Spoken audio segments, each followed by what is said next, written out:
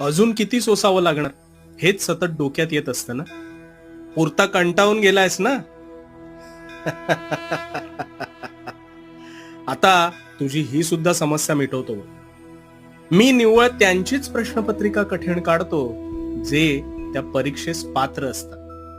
त्यामुळे तुझी प्रश्नपत्रिका जर तुला कठीण जात असेल तर तू त्या जीवन परीक्षेस पात्र आहेस म्हणूनच.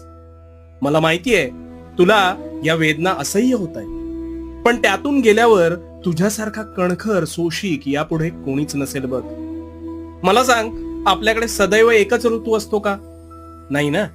धरणी तापते आणि मग असह्य वेदना झेलून त्यावर पावसाचे सुख तिला अनुभवता येते. पण तिला सुद्धा ह्या यातना सहन केल्यावरच सुखाची खरी किंमत कळते बरं का.